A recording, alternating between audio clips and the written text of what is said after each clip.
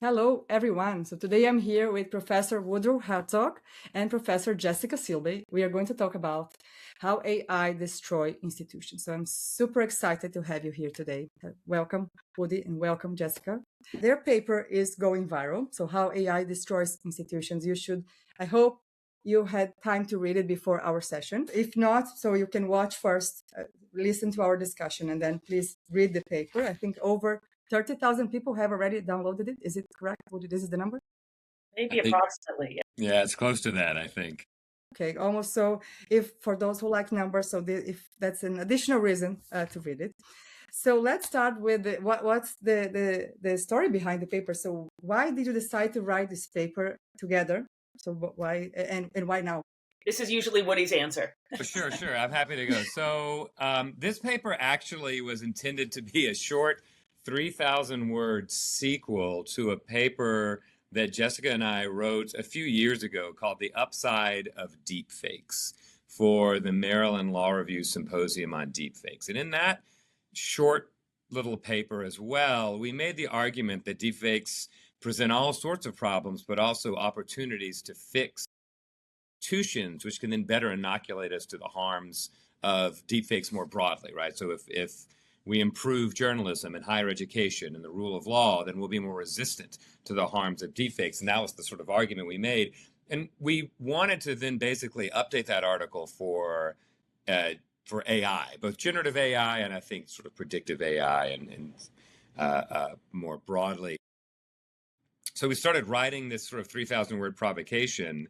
And the more we dug into it, the more we realized the really dangerous ways in which our current AI systems degraded our institutions and the progressive toll that it was exacting upon them. And so the paper then changed significantly as we wrote it to be more of a meditation on the ways in which the design of these tools just exacts this poisonous, almost cancerous toll on these institutions over and over. And so we tried then to have this paper be a way in which we could either diagnose a lot of what I think people are feeling as sort of background anxiety or maybe the sort of background worries about AI, that sort of sinking pit in your stomach about what's happening now. And we wanted to give people a way to talk about that. So that was the goal of this paper, is to lay out these dangerous characteristics of these current AI tools and the way in which those characteristics lead to really harmful tolls on our incredibly valuable institutions like rule of law, higher education, journalism, and our civic life. And Jessica, maybe you want to talk. So why now, and why do you think it resonated so much now? Is there something particular about 2026 that maybe it's a bit? So we are already 3 years in the generative, over 3 years in the generative AI wave. So is there something specific about now that made it so popular? Well, I don't know if we had written this a year ago, it would have also still gone viral. But I do think there's a sense in the in culture right now about acceleration and we're running out of time for certain things. For example, the more the technology is concentrated in few hands, I think the less people feel like we have control over how it's deployed, for example. And so I think there's a sense of urgency people are experiencing. I mean, it's getting hard to avoid having to deal with the AI tools, whether it's like shows up in your email every time you start a new email, or it shows up in your search every time you start a new search, or you go to a new meeting and they're talking about like, how can we use these? It just feels like it's in the air we're breathing. And so I think there's a sense in which people feel like, yeah, we need a better way of understanding what's happening.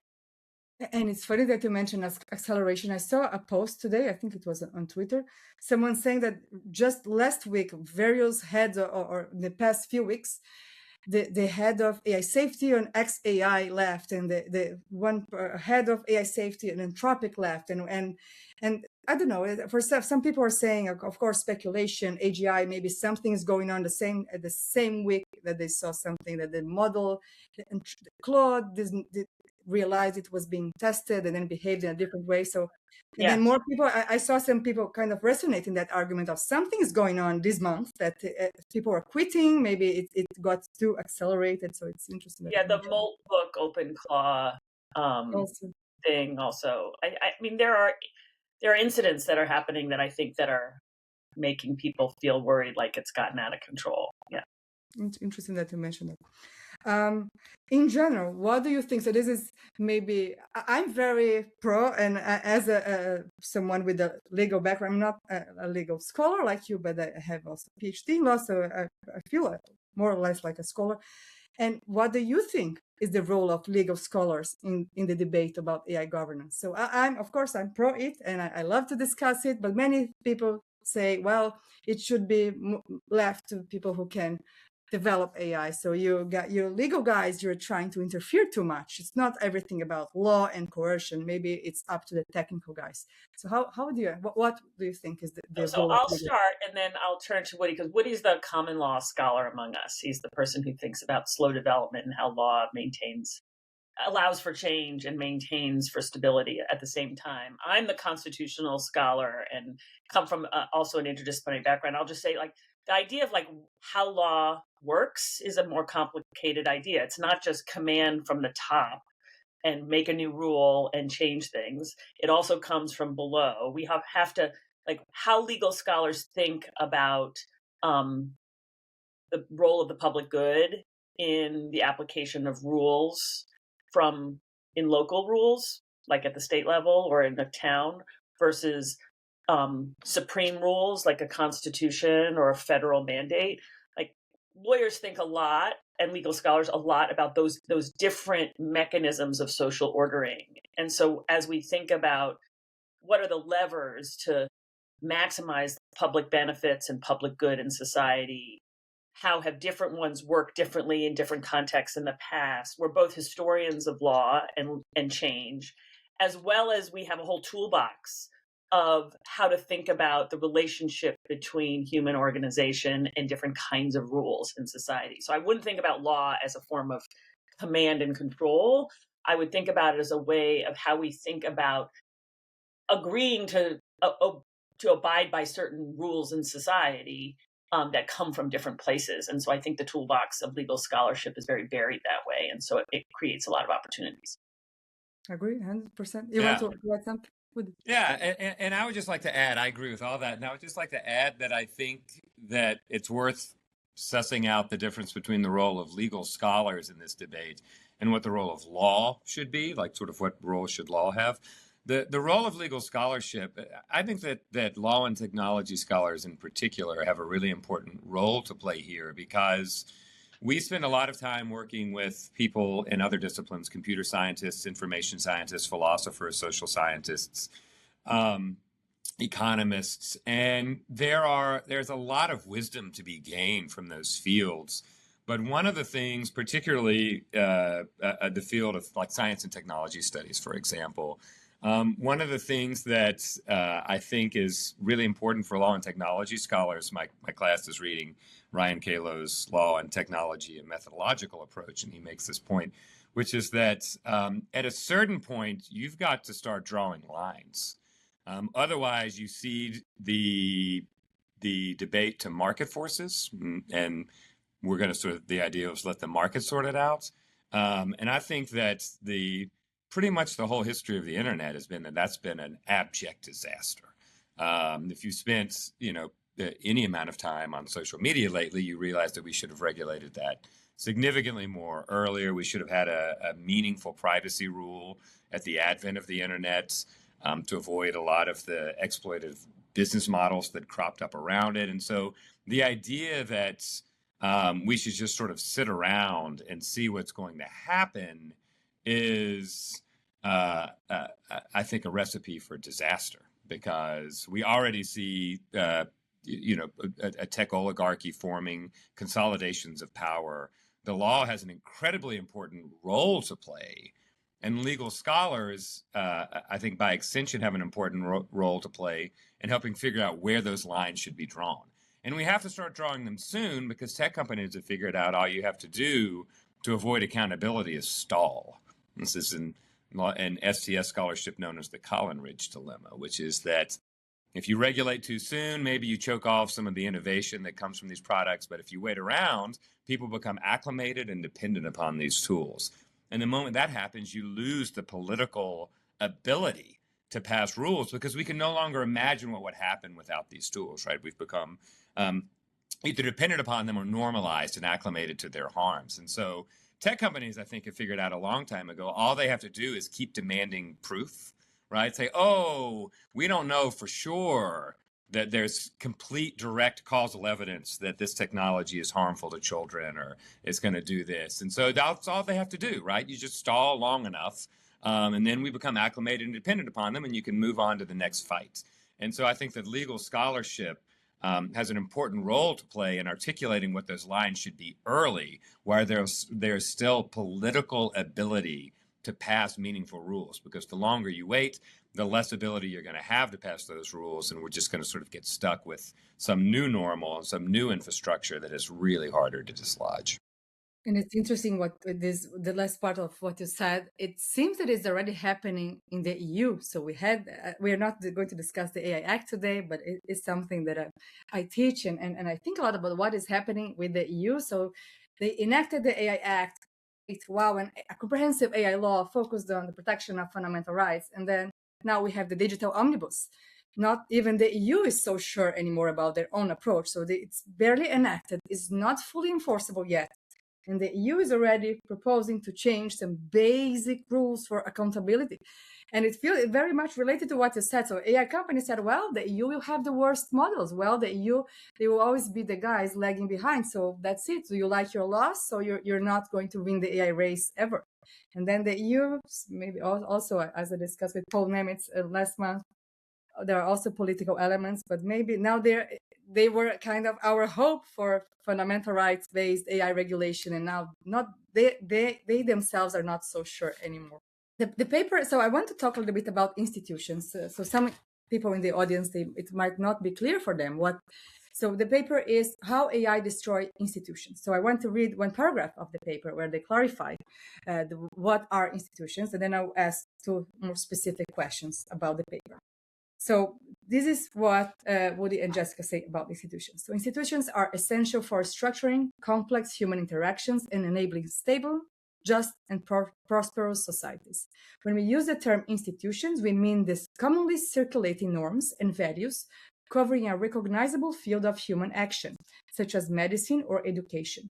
Institutions form the invisible but essential backbone of social life through their familiar yet iterative and adaptable routines across wide populations in space and time.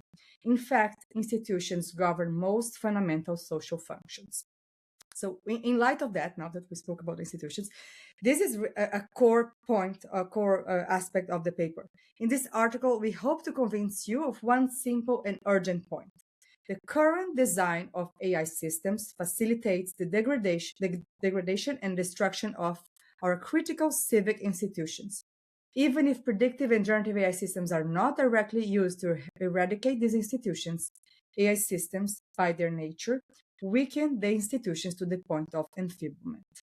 So two questions about that. So it's really a core aspect of the paper.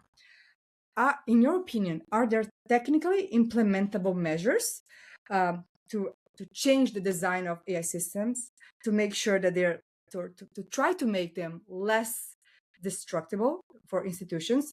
Is it a technical problem, or is it an AI governance, or maybe a legal problem? Is it lack of governance mechanism? So what would be the path to improve to avoid the destruction of institutions, in your opinion?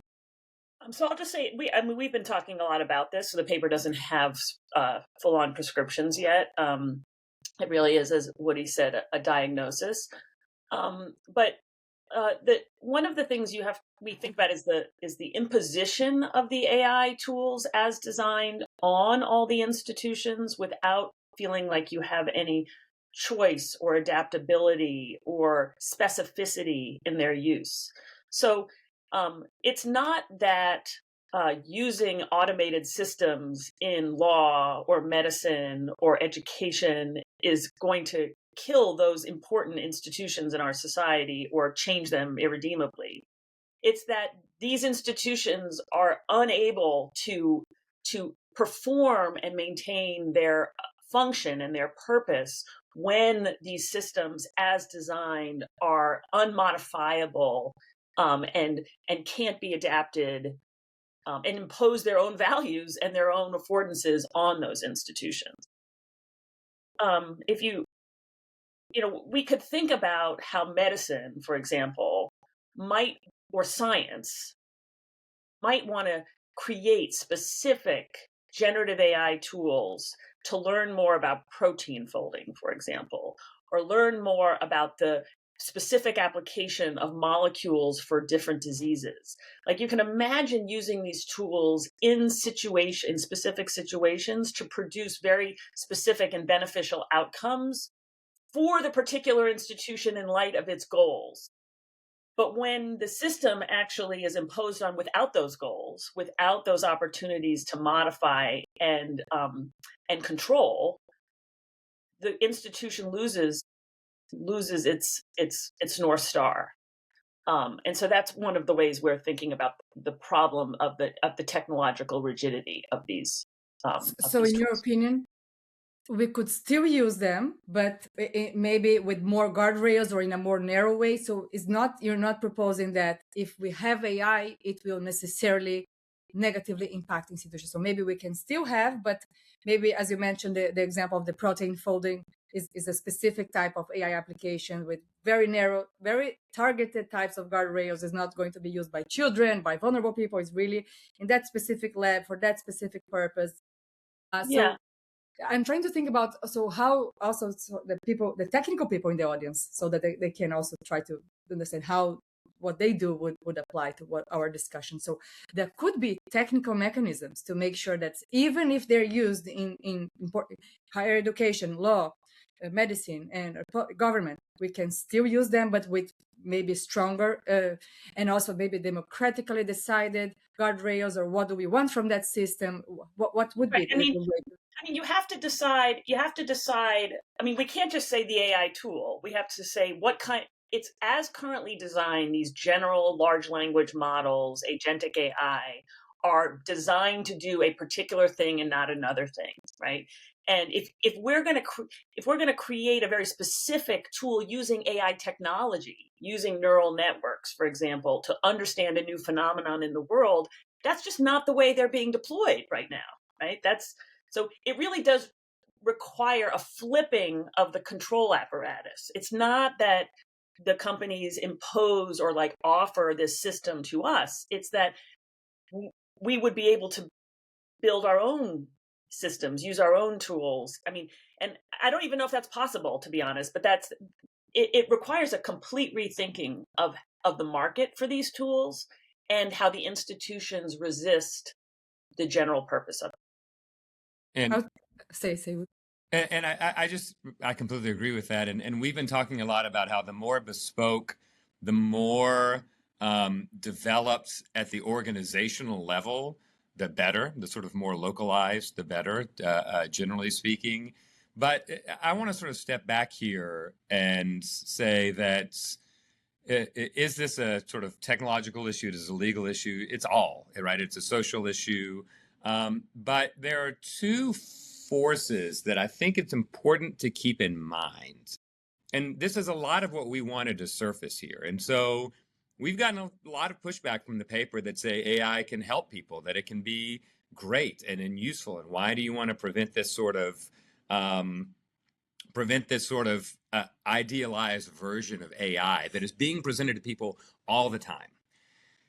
But what we wanted to do in this paper is also highlight the fact that we don't live in the world with the optimal conditions for the deployment of AI. There are two things that are not going to change in our lifetime, right? Maybe one day, but one is human nature, the way we sort of tend to respond to incentives, right? And our way our sort of brain naturally works, and financial incentives based on an economic system like capitalism. Right? Like, we know that any AI system that is going to be deployed will be deployed where human nature will be to act upon the incentives, right? If and you've got economic forces that are going to push people to take shortcuts all the time, right? That will push people into using these systems, not in their optimal way or not in the way if we had unlimited amounts of willpower, but the way in which we've got a deadline at 5 o'clock. And now that everyone can do things 40% faster, that's the mandate, right? And so the screws just keep getting turned tighter and tighter. And that's the world that any AI system is going to get dropped into. And if lawmakers aren't clear-eyed about that, then we're just going to get more of what we've gotten already. And so that's why the goal of this, the eventual paper, and maybe I should sort of just take a second and say that I think the meat of the paper is in the middle, where we talk about the 3 destructive characteristics of modern AI systems.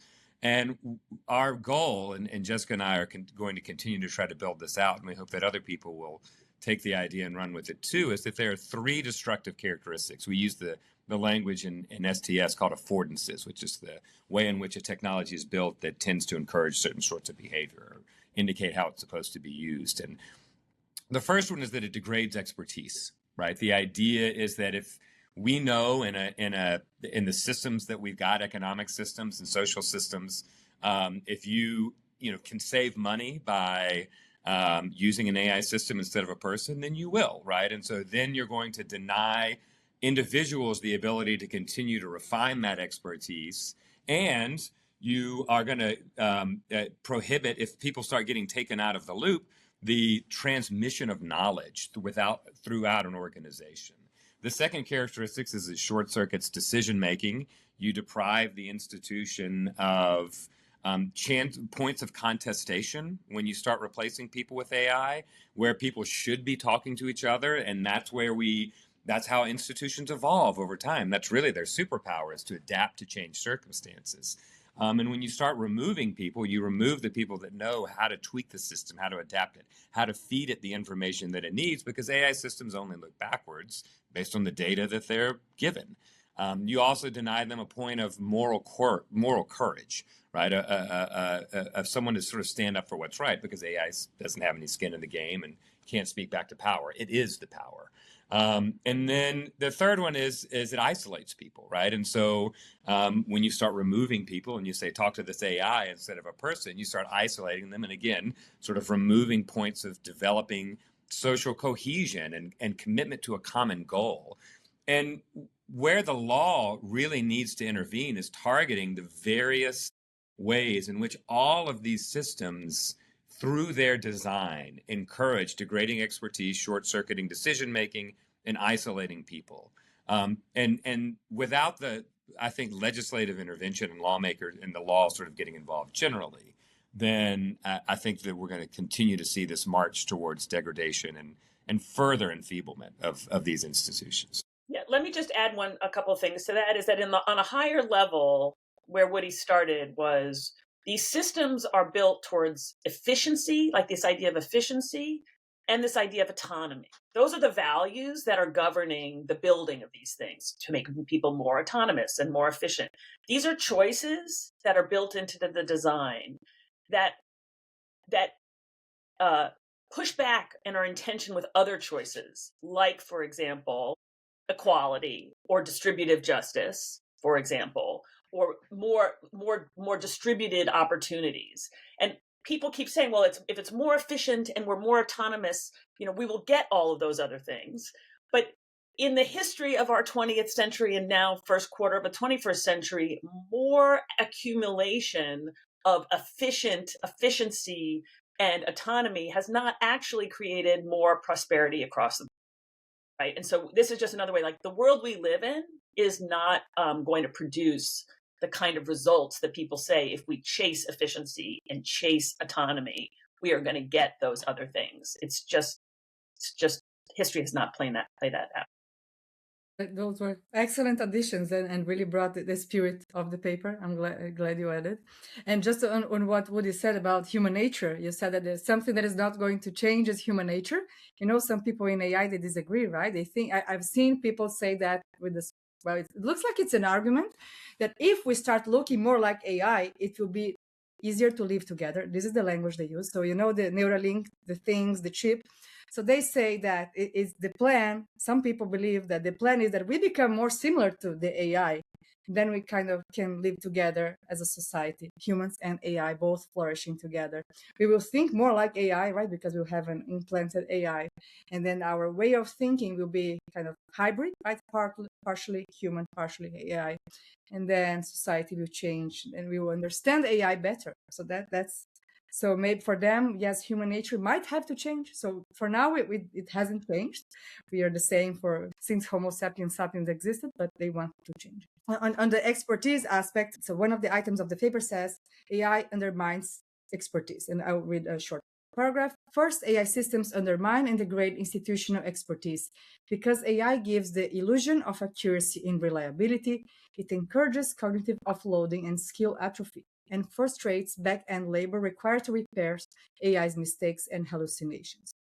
And on expertise, this is something I usually also discuss in the newsletter, and I talk about this skilling and how when you delegate, people think that they are the ones writing, right? So some people, they brainstorm with the AI, say, tell me something about topic X that you don't know about. And then the AI will write the first draft, and then people will edit. And in their minds, they want to believe that their text is theirs. So many people, that's a common belief, that if you use AI to brainstorm and to write a first draft and you edit it, it's still yours. That's the co-pilot vision, right? So your AI helping you to be more productive, and people think that they are learning. That's or people think that they know that because they wrote together with AI. And whenever we talk about, well, if you use it, you have to be more careful. If you want to really, there is a learning process, and when it takes time to learn, it takes time to build expertise. When you're a co-pilot, you're not really an expert. Probably you wouldn't be able to speak about that. You wouldn't be able to sit in a podcast and speak for 1 hour about that topic because you just prompted. And with that in mind, and with the challenge of AI undermining expertise, especially people are so enthusiastic about that. People want to seem, when you talk to them, they say, I love AI. It makes me so productive. So how do you think we could bring that discussion? So what's the best way to address the problem of AI undermining expertise, especially in professional context? So do you think it's through AI literacy? So letting people understand what happens to the brain, or talk more about learning processes, how AI works, how our brain works, the type of stimuli that we need to learn, or is more through AI governance or measure? So maybe some types of AI should exist, other types of AI should not exist, or limiting the type of AI. What are your thoughts on, especially given the enthusiasm, how people seem to really go with the AI hype and say, I love it. I want to be 40% more productive. I don't want to give up. Yes. So Woody may have different ideas than me, but let me just say, I appreciate the idea that AI sometimes makes me feel like I can do things faster. The reality is that time is our constraint. Like, there's only so many papers I can write in a year, only so many classes I can teach. And if you're a journalist, only so many articles you can write. At some point, like, the idea that we're squeezing so much in to a day in the life of our life or a year in the life of our profession, we just do wonder, like, what's the end game? Like, are we on this hamster wheel where more productivity, just more of the articles, more of the, that's the goal? Like, that can't possibly be the goal. The goal is a higher order goal. It's not just more, it's more of something specific.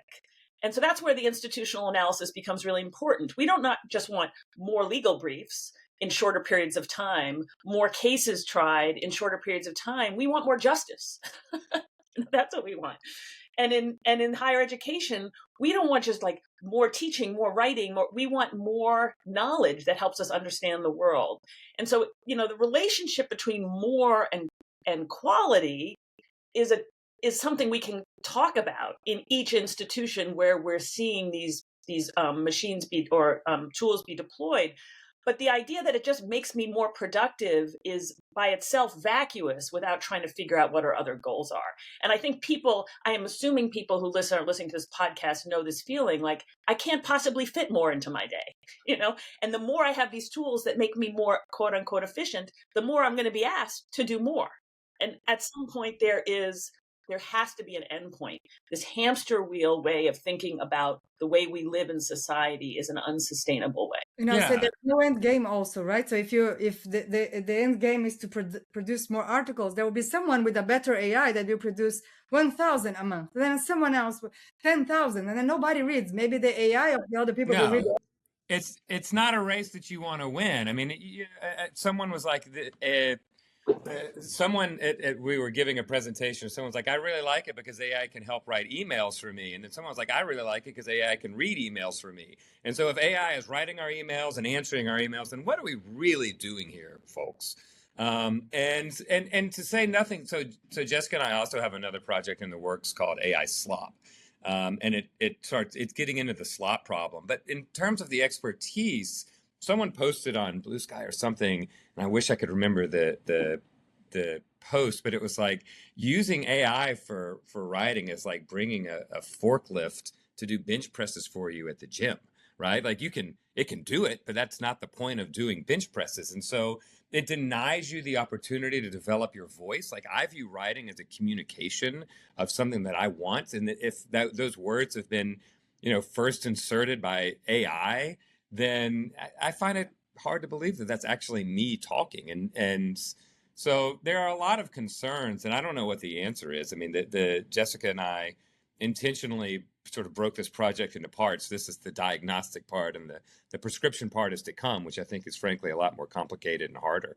But the starting point, we're not going to get anywhere until we realize that all of these wonderful efficiencies are actually removing the necessary sorts of exercises and labor and commitments that we need for meaningful communication, for development of relationships, for forming solidarity towards a shared goal.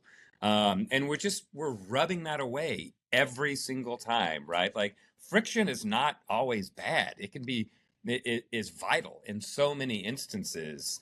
And without sort of running up against the wall and then forcing your brain to reformulate, and having everything served up on a silver platter, it doesn't end well in the fables that we tell ourselves for years, and it's not going to end up well. Yeah, I mean, so one of the classes I teach in my research, I study creative communities, how painters do their work, how photographers do their work, innovative communities, how bench scientists do their work. And what I've learned over 20 years of doing this study is that the work itself is what brings pleasure to people, that what brings meaning to your everyday life is not only the struggle or the problem solving, but the play and the flow and being in the process of working, sometimes alone, sometimes with other people, losing your sense of self in doing something that you like doing, and that at the end you might have something new to share or talk about. It could be art, it could be science. And so it's not the output. Most people who do amazing things in this world don't focus as much on like the thing they've made, the painting or the invention. But the reason they do it every day and come back every day is because what brings meaning to their life is the everyday practice of the work. And pleasure to. And so one of the things you could think about is AI like makes me more productive. AI, it's just taking away all the things. I mean, in the mundanity of things, taking away what it is that we think we want, how we want to spend our time. We can make art with AI, but it's the making that is the pleasure of it, right? And it gives you a place of uniqueness, right? I mean, we just sort of in a full-on sprint to make ourselves completely interchangeable with every other person, right? The more we rely upon this, because we deny ourselves the ability to develop our own authorial voice. And a lot of people will say, well, you don't have to use it that way, but we're not going to get to make that choice under the economic constraints that we're all working under, right? Like I love this sort of fantasy land that's often pitched, which is like, well, I choose to use AI in the constructive way, in the helpful way. And like, that's great for you, and you're pretty privileged that you get to do that. But that's not the choice that we're going to get to make. Have you seen right? social Like, we're going to media? say, I want that memo now, right? And, because of AI, you can do it in 5 minutes rather than an hour. So do it in 5 minutes, right? And we're seeing these pressures happening already. And so, anyway, sorry.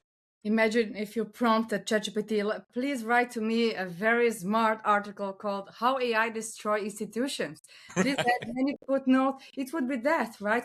You write a lot. I also write a lot. I feel like I'm breathing. You tell AI to write. So what? What? That's how I breathe. You take it out from me. That's who I am. How I define or how I understand myself is through writing. And I think probably maybe you frame it in a different way. But whoever writes intensely, you have that really pleasant feeling of manifesting your essence, your identity, your thoughts, your ideas, what you want to convey to the world, and you're taking it out. So why am I even here, right? So what's the purpose of being alive and being human if everything that we manifest is through an AI system?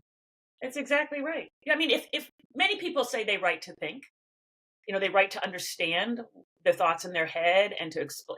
And the idea, like, we're going to outsource that to, like, then what does that mean? We're not thinking anymore?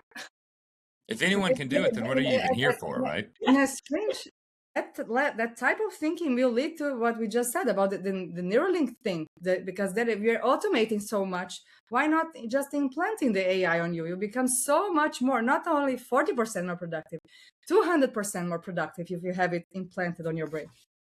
I mean, there's a reason why all the dystopian techno science fiction is about the cyborg, right? People, that is the evil way of thinking about what is happening. It's interesting for me to hear you say that people sort of just want to talk about like the neuro implant, like that. That's a cultural meme, and I'd be interested to know whether most people feel that way, because I think that that's probably untrue.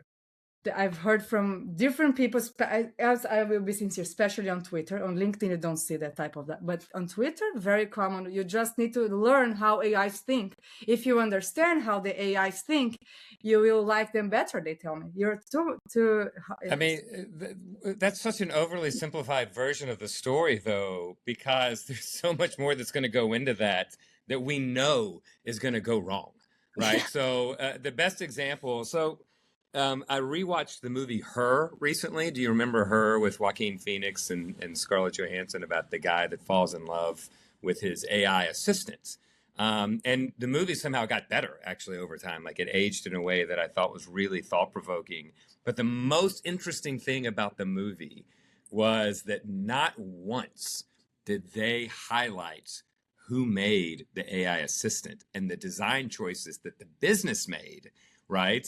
And that, of course, wasn't the point of the movie, but like in the real world, if you put a chip in your head, design choices tend to, reflect the politics of their maker, right? And so they're not sort of freestanding entities that just sort of, here's a chip and now, no other force is going to exert on me. I'm just going to learn how to think like AI. I'll learn how to think like the company that designed the chip wants me to think, based on the design choices that they made. And so, it strikes me as significantly more complex than just, I'm going to merge my brain. To say nothing of the fact that AI, there's a lot of literature, this is not us, like AI doesn't work like the human brain works, right? The idea that we even call it intelligence is a misnomer. The idea, it's not artificial, it's not intelligence, right? The idea that we're sort of merged together, that's not, I don't think that's necessarily an accurate picture of the systems that we're talking about. I was at a workshop the other day about agentic AI, and they did a demonstration of these AI assistants. And at some point, the AI assistant got bogged down and couldn't solve the problem, and it asked its person, the real person, I need more compute. And the person who was doing the demonstration had to like add more coins into the jukebox to get it to do more of its stuff. And that was this moment that I realized, oh my goodness, this is just another way to have an ongoing forever subscription, to pay to some other tech oligarch to like get this AI agent to continually, I'm going to pay them to read my emails now, and they're demanding more compute power on a regular basis because it's getting harder and harder. I mean, it was just so transparently not for people, Right. Yeah, and then they'll be like, the business would be like, that's a nice sort of chip you got in your brain. Be ashamed if it went out on you, yes. Right? We're raising the price of your monthly subscription. $99 a day, yeah. And Yeah. So on the Neuralink thing, just something that happened recently, I wrote about. You saw that Anthropic launched Claude's new constitution. I don't know if you saw it. A few weeks ago, I wrote a newsletter article about it. It is full of anthropomorphism, and so I added some quotes to the newsletter. So they say, for example, that so supposedly this Claude's new constitution, there is a training tool. So they are feeding Claude this constitution kind of to teach how to think about humans' life and how to interact with the world. And there are so many sentences that reflect this, what we just said about the Neuralink. Is like making sure that humans and AI will flourish together. Sentences like that, which is it is really in a way, in a philosophical way, it reflects that type of future, right? That's what they are feeding Claude. That's what it will be implicit and explicitly reflected in the outputs, that humans and AI, we are trying to become this new society. Both are important. Fundamental rights, I wrote this from a legal perspective. This is really bizarre. That's not how legal systems see the world, right? So human rights are for humans, not for AI. That's not how we should balance both things.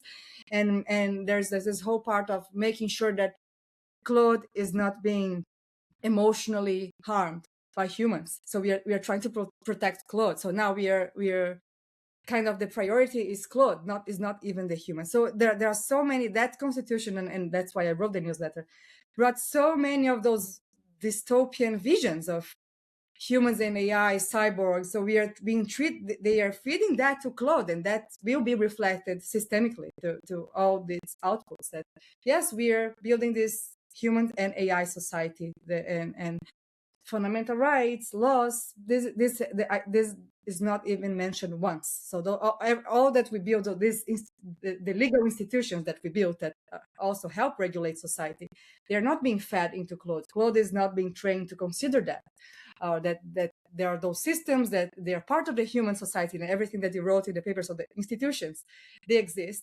And Claude is a tool that should respect that. It's a tool that is being read and within that context. No, that's not said. It's this new dystopian reality in which Claude understands or expects that humans and AI will one day flourish together. So that's really, it is. I don't think the majority opinion is that we should implant Neuralinks, but if you read Claude's constitution, it really shows that it's some sort of new society that is being fed into those AI models, and it's already being output by AI systems. I read part of that article that it was in the New Yorker, I think, just recently, and it made me think about the idea that like creating a new species, the idea that we're creating a new species of being, right? And there are older stories about that, like resurrecting the dinosaurs in the 21st century, for example, or creating a new genetically modified animal or virus that gets released into the world. I mean, creating a new quote unquote agentic being in the world that sort of doesn't follow the human rules of law or traffic or whatever it is not a new idea. It's an old idea, and we know the story about, Hollywood stories about what happens when dinosaurs like get out of control. We've just lived through a pandemic, which is still, many people still suffering from it, where what happens when a virus gets out of control. So it's not like we're without imagination to think about what this means. But the reality is that if humans are going to remain in control, and if we are the apex species, like I think we have to decide at one point, like, are we the stewards of the planet? Are we the ones that are in charge of the rivers and the forests and the people and the animals? Like, are we the ones that need to preserve this planet for the future generations? In which case we have to worry about what we introduce to it, and if what we introduce to it cannot be controlled by us, we have a problem, And it's funny how this part of our conversation, it feels like it's science fiction, right? It feels like we are talking about aliens, but it's really happening sometimes. And I wrote about also Yuval Noah Harari in his World Economic Forum speech. I criticized it also. It was really strange. He treated AI and he made some strange predictions. And when he talks about AI, that in 10 years it might control the legal system, might control the financial system, I don't think it will happen. It doesn't make sense to present it that way. But the way he's presenting as an extremely influential scholar and author, and people loved it. And if you look at the comments on YouTube video, people say, wow, we are getting ready for this new AI age. AI will control everything. It will not. If we don't want it, will not, right? We are, as you were mentioning, Jessica, we are still controlling these institutions. And if we don't want, we will make its role and its affordances narrower. But he presented it and as if we were getting ready for an alien invasion. I was listening to him, and at some point, am I listening? Is he talking about AI or an upcoming alien invasion, that they will come with some superior intelligence and will dominate us, and suddenly we lost control? Why do you think we can resist it while he thinks we can't? Why I think we Yeah, can. I know you're the podcaster. You're asking No, us a you question. Like, I'm going to ask you a What Woody question. and I are talking about is recognizing how difficult it is to resist certain forces in our society. And you're asking us, what are the ways to control, to put guardrails on it? So we could talk about those, but when somebody gives a talk like that, what I perceive, for example, and I think about this with nuclear weapons, I think about this with gene editing technology, and we could talk about it with viruses, for example, and dangerous viruses and biowarfare. Like, the idea that we can control this is a form of human hubris unless we are willing to make very hard choices in a political context. And one of the things that Woody and I are writing this paper about is to recognize that we have decisions to make right now that are really, really, really hard. And we're just not sure that human society, as currently constituted, is up to the task. I mean, I hope we are. I really, really hope we are. But that's part of what we're trying to figure out. I would say my answer, if you were asking me, I'm very much pro-regulation, pro-stricter rules. And in this sense, I don't know how you call it, a legalist. I don't know. I think it's really, and both of you are in the US, which usually I teach the European legal framework. So I'm more used to civil, and also I come from Brazil, so I'm more used to civil law style regulation. And I see a hope in regulation. So I think rules have an important role. And if you look at the US, America's AI Action Plan is all about the regulation. The plan is to win the AI race. The plan is to beat China. That's the plan in the US. The plan is to weaken the FTC so that we can make sure that AI innovation is the most important value. That's the plan. And I see a lot of, I see the role of laws and rules is big here. And it's Wild West. We are still in especially generative AI chatbots, we are still living the Wild West. So we have a few minutes. I'm going to try to choose one of the two questions that I want before we finish. So first, a very important topic, I think there's a lot of debate online about that. So one of the chapters of the paper is about AI isolates humans. So AI companions have been growing. I remember, so when I started teaching AI governance 2023, I spoke about replica, character AI. Not many people knew about them. It felt something maybe for teenagers, something for niche interest.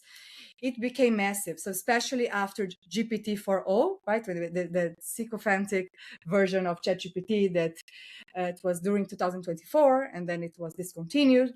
So it went from those specialized applications to general purpose AI systems like ChatGPT. I would say very large percentage, much more than AI companies want to admit, that people are using AI for companionship. They are discussing their personal issues, also AI for therapy. Unfortunately, 2025, we saw many cases of suicides, right? So teenagers interacting with AI, and then it leads some cases of mental health harm that the families are suing, also various cases of suicide, various cases of teenage suicide. My position, and I've been writing about that, I tend to think that there are psychological problems, social problems. There is loneliness. There is a loneliness epidemic. This is all real. People need more support. There is this whole very complex social problem that reflects in suicides, mental health issues, lack of support. Therapy is expensive, and all those additional issues, they exist. They're real. I don't think AI companions and AI chatbots will solve the problem. So Mark Zuckerberg said that his approach to solve the loneliness issue is our companions. So I remember he said that every American has on average 3 friends. I think that was the number. And according to his research, Meta's research, each person could have 15 friends. So if they cannot meet real people, they should meet Meta's AI friends. But whenever I talk about this topic, especially on Twitter, I receive many comments saying that I'm an authoritarian. AI companions are great. AI companions help people who have mental health issues, who are lonely, people who have dealt with trauma.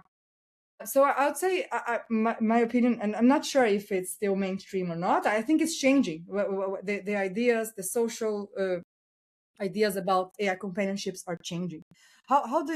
What's your opinion? And especially, I'm telling you, if you post about AI companions on Twitter, there will be hundreds of comments or saying that they think it's the best solution ever invented. They are deeply sad because OpenAI discontinued GPT-4o, and that companions are a fair and good and positive solution to mental health issue, loneliness, and other individual and social problems. What would be your answer to that? So there are so many issues that it's hard to sort of unpack. I mean, it's a privacy nightmare. It leaves you open for emotional and manipulative abuse from the company that designs the chatbot.